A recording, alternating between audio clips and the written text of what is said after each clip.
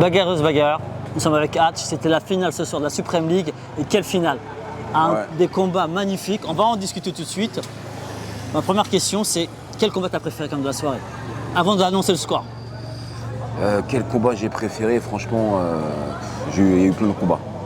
Il y a eu Duragrin, il y a eu Théo Boudin. Non, les gars de la Old School, ils sont vraiment très solides. On avait une grosse équipe en face pour faire ce qu'on a fait. Et donc je félicite les deux équipes, la Hatch Academy et la Old School, mais sincèrement, de beaux combats. Il n'y en a pas plus un qui m'a plu plus que l'autre. C'était vraiment très très disputé. Donc on est assez content du résultat quoi qu'il arrive. Donc c'était un match nul avec la Old School, c'est pas rien. Ils ont des vrais guerriers. Et moi ça m'a permis de voir et de gommer certaines lacunes pour les prochains mois et les prochaines années avec mes petits. C'est vrai que la Old School avait vraiment des super bons combattants, des super guerriers. Ils t'ont fait une vraie opposition de style même, parce qu'il y avait vraiment un style un peu plus Old School et un style un peu plus Hatch Academy. Et on parle quand même aussi de tes gars. Zakaria nous a régalé. Zakaria Amou, qu'on ne présente plus avec un striking de folie. Mais en face c'était solide quand même. C'était très solide en face. Très solide. Donc combat très disputé. En général, Zach finit ses combats assez rapidement. Là il a fallu une décision. Mais après ce qui prime c'est la victoire, donc je le félicite aussi. J'aimerais parler aussi d'un garçon qui n'a pas forcément gagné chez toi, qui a perdu d'ailleurs contre Duragrin. Mais Anthony. Ouais, non, mais Anthony, vous allez entendre parler de lui parce que le gars il est très fort. Donc là il s'est fait surprendre sur des phases au sol. Mais c'est aussi une pépite de la Hatch Academy. Quel âge? Il doit avoir 20 ans, 21 ans. Ouais, mais 21 ans, il est très jeune. Le potentiel chez lui. Ouais, il est hyper complet. Après, les gars de Gaëtan sont solides. Il y a beaucoup de judokas. Donc ils avaient trouvé le timing pour l'emmener au sol et pourrir un petit peu le combat au sol. Mais c'est le jeu, c'est comme ça. Et on a été viciés, on a eu du mal à se redresser de cette situation. Mais c'est le jeu, c'est du MMA, il y a un peu de tout. Très honnêtement, c'était la plus belle soirée qu'on ait vécue la Supreme League. Très honnêtement, le niveau était là.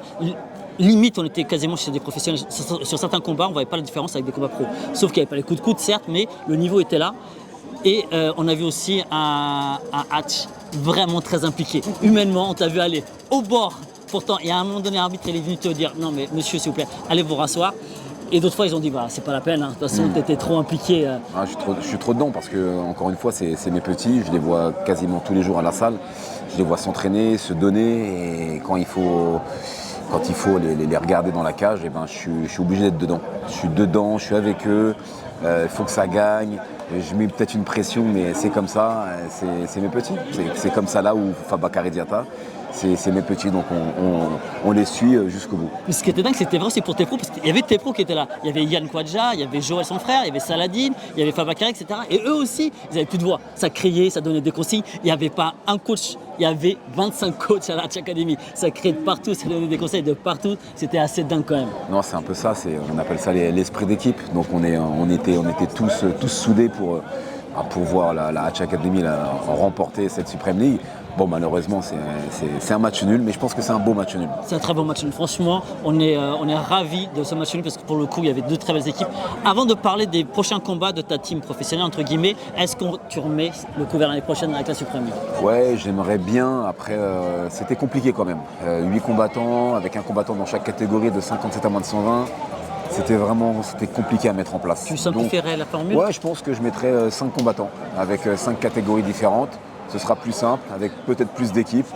Et c'est pas impossible qu'on la refasse l'année prochaine. Bah, franchement, nous en tout cas, on est partants. Si tu nous invites toujours, on viendra avec grand plaisir. Pas de raison. Là, il y a Yann qui combat la semaine prochaine, donc pour la ceinture à Genève pour le MHGP. Il est présent, là il nous l'a dit, il va y aller pour faire le job. Ouais. Tu sens, il a piqué d'ailleurs même. Il est déter, il était à 110 litrons, il doit combattre à moins de 93, donc de 110 à 97 comme tu l'as vu là, c'est sûr qu'il a affûté, donc il lui reste encore quelques kilos à perdre. Et il sera déterminé plus que jamais, c'est un mec qui aime les défis et ce sera un gros défi pour lui en tout cas à Genève. On va parler quand même, voilà, de l'étoile du MMA français, l'une des étoiles, l'étoile de chez Hatch, qui est Saladin, qui combat aussi le 15. 19. Le 19, pardon. 19 août en Pologne. Forcément. Ouais, défense de titre à 66 kilos, il a le potentiel pour remporter une nouvelle victoire. On va l'accompagner jusqu'au bout.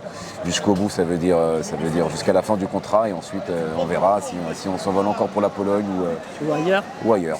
On va voir. On a beaucoup de sollicitations, donc il faut faire les bons choix et pas faire n'importe quoi.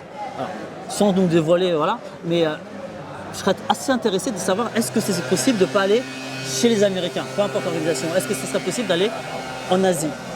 Non, tout est possible. On est sollicité par le ONE FC, ils veulent absolument ça là. On est sollicité par le Bellator, par forcément le KSW qui veut en mettre le couvercle.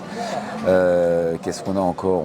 On a l'UFC, bien sûr. Après, voilà, c'est une question financière. On ne peut pas partir pour pas grand-chose, malheureusement, si ce n'est l'image. On est d'accord. Si ce n'est l'image. Mais encore une fois, et je le réexplique, quand on a un Gamrot qui était au KSW à 18-0, qui va à l'UFC et qui, au bout de 8 combats, avec 7 victoires et une défaite, se retrouve à 84 000 $, on parle d'argent, je suis désolé. Non, c'est pas possible. Alors que Salah est largement, voire x2, voire fois, je m'arrêterai là. Bien sûr. Mais non, on peut pas. Il a 25 ans, on a le temps.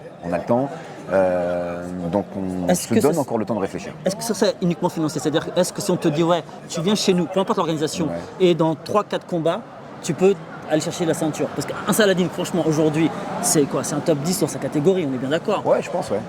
Donc, ici va l'UFC par exemple. Non, si on signe un beau contrat et qu'en 3-4 combats max, on peut aller chercher la ceinture, bah on signe, bien sûr. Mais est-ce que c'est 3-4 combats? Il y en a, il leur faut beaucoup. Hein. On va citer les Oliveira qui ont fait combien de combats pour arriver là où il en est aujourd'hui? Oui. C'est pas évident. Gamrot, c'est pareil, il galère. Après, il y en a d'autres qui ont fait en 2-3 combats, ils ont fait la ceinture aussi. Hein. Eh ben, écoute, on négociera ça. Et s'ils nous l'accordent en 3 combats, avec grand plaisir, on signe. Alors, pour finir là-dessus, t'as d'autres combattants professionnels, bien sûr, qui arrivent aussi très rapidement avec le Bellator. Il y en a un qui va combattre à l'UFC. Est-ce que c'est ton combattant ou pas? On nous pose tout le temps la question. On sait que Cédric Doumbé s'entraîne aujourd'hui à la Hatch pour le PFL, bien sûr, pardon, oui, au PFL, le 30 septembre. Est-ce qu'il y aura Monsieur Hatch dans son coin au PFL? Hatch, il a plusieurs casquettes et je suis entouré d'une armée. Et donc je laisserai ma place à un spécialiste du coin qui s'appelle Boris Johnston, donc qui sera dans le coin de Cédric Doumbé. Donc la Hatch Academy sera représentée par Boris Johnston qui encadre chez nous depuis près de 10 ans et il sera dans le coin de Cédric. Le spécialiste du MMA chez vous? Le spécialiste du MMA, tout à fait. Voilà, parce qu'il y a plusieurs casquettes Bien et sûr. lui c'est le spécialiste du MMA. Donc voilà, donc aujourd'hui Cédric Doumbé, on peut dire que c'est quelque part fait partie de la Hatch. Oui, sur la partie MMA. Après, Cédric Doumbé s'entraîne, il faut le souligner, à Clichy avec Mehdi Othman, donc c'est pas rien. Il le suit depuis un certain nombre de temps. Donc Au sol. voilà, il faut remettre à César ce qui appartient à César. Maintenant, nous, on s'occupe de la partie transition et je pense que c'est une partie qu'on maîtrise et Boris maîtrise bien son sujet. Dernière question, après on te laisse parce qu'il est déjà très tard. Est-ce qu'on va avoir, parce que là, avec tout le potentiel qu'il y a chez vous, combien de combattants professionnels tu peux en sortir une dizaine l'année prochaine, quoi? Ouais, non, on est des combattants amateurs là. Vous avez vu une petite brochette, mais il y a d'autres brochettes qui arrivent derrière.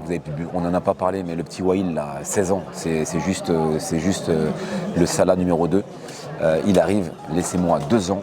Et vous allez voir ce que je vais vous proposer dans 2 ans. Une arme de guerre. Bon, on se donne rendez-vous dans 2 ans. En attendant, suivez la Hatch Academy, suivez tous les combattants de la Hatch Academy, suivez-nous. On se dit à très vite la semaine prochaine, forcément pour débriefer le combat de Yann et des autres. Avec grand plaisir. Merci à vous. Je te remercie. Merci bien. Plaisir. À très vite. Ciao. Bye bye.